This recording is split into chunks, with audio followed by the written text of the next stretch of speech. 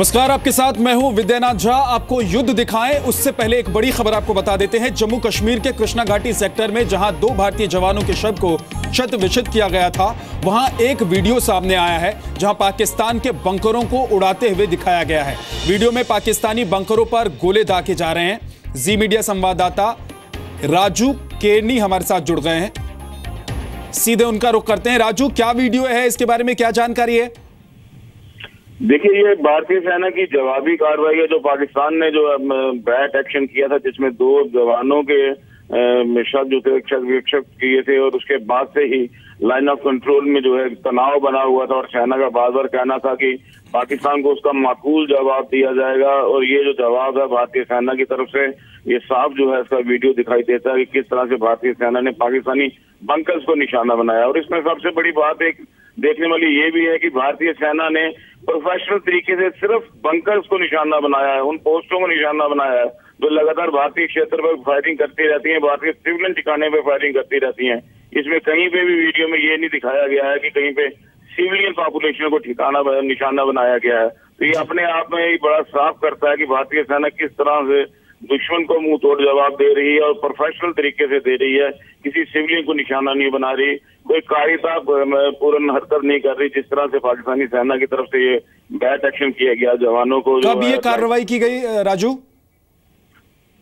देखिए, bat action के बाद जो है, जब पाकिस्तान ने 1 मई को जो कार्रवाई की थी, उसके बाद से ही जो तनाव बना हुआ था। और इस बीच में क्योंकि ये डेट जो है इसकी अभी तक ये कंफर्म नहीं हो पाया कि किस दिन की ये कार्रवाई है, लेकिन ये रिटेलिएशन जो है भारतीय सेना की तरफ से, ये पाकिस्तान के उस कार्रवाई के बाद जो कायरता पूर्ण कार्रवाई पाकिस्तान ने की थी, जो बारबारिक जो एक्ट पाकिस्तान का था, ये उसके बाद की ये है। और कितने बंकर तबाह कर दिए गए, कितना नुकसान पहुंचाया गया? भारतीय सेना की तरफ से अभी इस मामले को लेकर कोई भी जो है उस दिन के बाद से भी कोई ऐसी स्टेटमेंट इशू नहीं की गई है। सिर्फ बार बार यही कहा गया कि पाकिस्तान को मुंह तोड़ जवाब दिया जाएगा, उसको माकूल जवाब दिया जाएगा। बंकरों की संख्या नहीं बताई गई है, उस कार्रवाई के बाद कितना कुछ पाकिस्तान को नुकसान हुआ ये नहीं बताया गया। और पाकिस्तान की तरफ से भी आमतौर पर पाकिस्तान हो हल्ला मचाता है, एक अगर गोला फायर हो जाता है, भारतीय तरफ से एक मोर्टार फायर होता है तो पाकिस्तान हो हल्ला मचाता है। तो पाकिस्तान भी इस पर काफी खामोशी अख्तियार किया हुआ है। इसका साफ जाहिर है कि जो पाकिस्तान को है काफी नुकसान जो है इस इलाके में पहुंचा है। और जो खबरें मिल रही हैं, इनपुट्स जो मिल रही हैं, पाकिस्तान ने लाइन ऑफ कंट्रोल में राजौरी पुंछ के अपोजिट जो है अपनी सेना की तादाद भी जो है बढ़ा दी है। तो साफ जाहिर है पाकिस्तान को काफी नुकसान पहुंचा है। जी राजू, आप बने रहिए, एक बार अपने दर्शकों को ये पूरा वीडियो दिखाते हैं किस तरीके से भारत की तरफ से कहा जा रहा है कि ये जवाबी कार्रवाई हुई है और कृष्णा घाटी सेक्टर में पाकिस्तान की तरफ जो बंकर बने हुए हैं उनको ध्वस्त किया गया है, उनको उड़ा दिया गया है। ये तस्वीरें जिसमें देखा जा सकता है कि निशाना बनाया गया है सीधे सीधे बंकर को। इसी इलाके में भारत के 2 जवानों के साथ अमानवीय तरीके से उनके साथ व्यवहार किया गया, उनके शव को क्षत विक्षत कर दिया गया। पाकिस्तान की तरफ से ये कार्रवाई हुई थी, जिसके बाद भारत की तरफ से ये रिएक्शन हुआ है और भारत ने जवाब दिया है। ये भी कहा जा रहा है कि अभी सुरक्षा बल या सेना की तरफ से इसकी पुष्टि नहीं की गई है कि ये कार्रवाई किस वक्त की गई। हालांकि तस्वीरें जरूर ये बता रही हैं कि ये दिन का वक्त है और तस्वीरों में आप देख भी सकते हैं कि गोले के जरिए किस तरीके से बंकर को निशाना बनाकर उसे उड़ा दिया जाता है।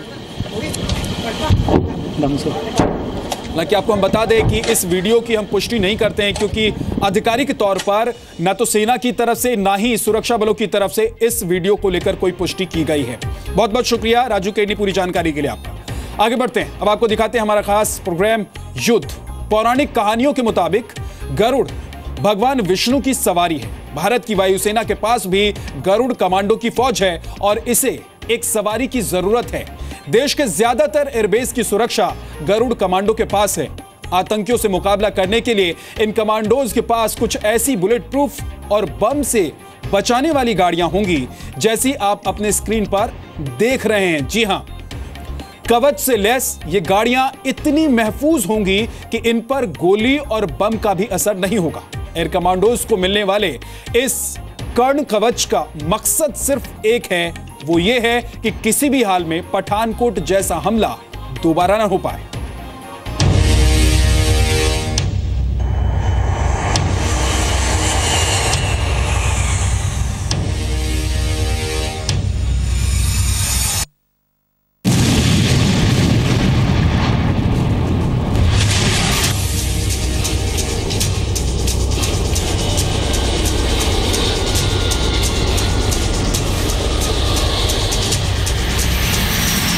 आसमान चीरकर उड़ने की शक्ति।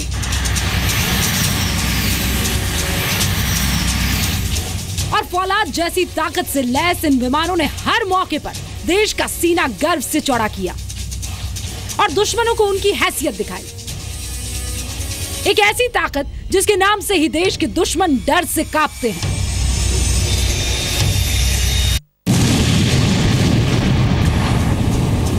एक ऐसी ताकत जो न सिर्फ देश की रक्षक है बल्कि दुश्मनों के लिए भक्षक है। और देश को सुरक्षा देने वाली इसी ताकत की रक्षा करते हैं वायुसेना के गरुड़ कमांडोज।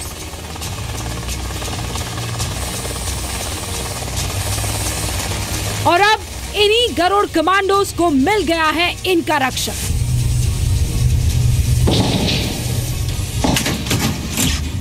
अब जल्दी आप इन कमांडोज को ऐसी गाड़ियों में देखेंगे जहां वो 100% सुरक्षित रहेंगे।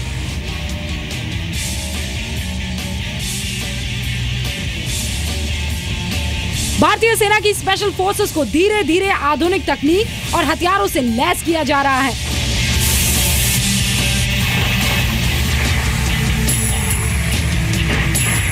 भारतीय वायुसेना के लिए 50 से 60 तक आर्मर्ड व्हीकल्स यानी ऐसी गाड़ियां जिन पर कवच लगा हो खरीदी जाएंगी। बख्तरबंद गाड़ियों से फिर आदमी कोई भी आतंकी अगर हमला होता है तो उसके नज़दीक जा सकते हैं, उनके अपने जान के बिना परवाह के, क्योंकि गोलियां उस पर असर नहीं करेंगी।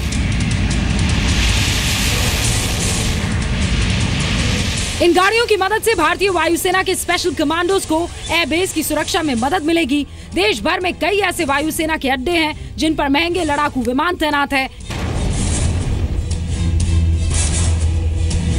इनकी सुरक्षा की जिम्मेदारी गरुड़ कमांडोज के मजबूत कंधों पर है। आतंकी हमला करने आते हैं, उनके पास जितने भी प्रकार के हथियार हैं, उन सारे हथियारों का इस बख्तरबंद गाड़ी के ऊपर कोई असर नहीं होता। इस गाड़ी को आप आम फौजी जीप समझने की गलती मत कीजिएगा, क्योंकि ये गाड़ी देश के दुश्मनों की मौत का वो सामान है जिसकी डिलीवरी बहुत जल्द भारतीय वायुसेना के गरुड़ कमांडोज को मिलने वाली है।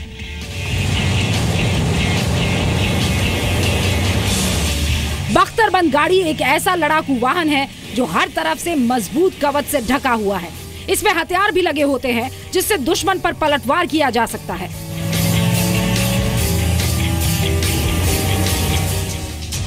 इंडियन एयरफोर्स भी ऐसी ही गाड़ी चाहती है जिसे सड़क और कच्चे रास्ते पर हर जगह चलाया जा सके। ये गाड़ी इतनी मजबूत हो कि गोली और बम के हमलों को झेल सके, साथ ही ये इतनी हल्की हो कि इसे हवाई जहाज की मदद से देश के किसी भी कोने में भेजा जा सके। कमांडो ऑपरेशन के लिए परिवहन विमान से बख्तरबंद गाड़ी को देश के किसी भी इलाके में भेजने की जरूरत हो सकती है, इसीलिए गाड़ी का वजन 5000 किलोग्राम के अंदर होना चाहिए। गाड़ी के सामने की विंड स्क्रीन का बुलेट प्रूफ होना जरूरी है ताकि आतंकियों की गोली का इस पर कोई असर ना हो। गाड़ी इतनी मजबूत होगी कि खिड़कियों में लगे शीशे का AK-47 की गोली भी कुछ नहीं बिगाड़ पाएगी। हर तरफ से गोली से बचने की क्षमता होने के साथ ही यदि गाड़ी बॉम्ब ब्लास्ट की चपेट में आ जाए तो भी अंदर बैठे जवान पूरी तरह से सुरक्षित रहेंगे। आप छुप के अंदर बैठे हुए, यू आर फुली प्रोटेक्टेड, और अंदर से ही आप दुश्मन के ऊपर फायर कर सकते हो।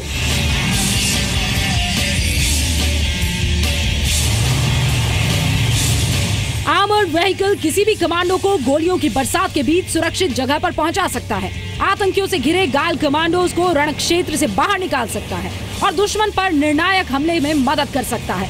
इस गाड़ी की बाकी खासियतें भी लड़ाई में भारतीय सैनिकों की जीत सुनिश्चित करेगी।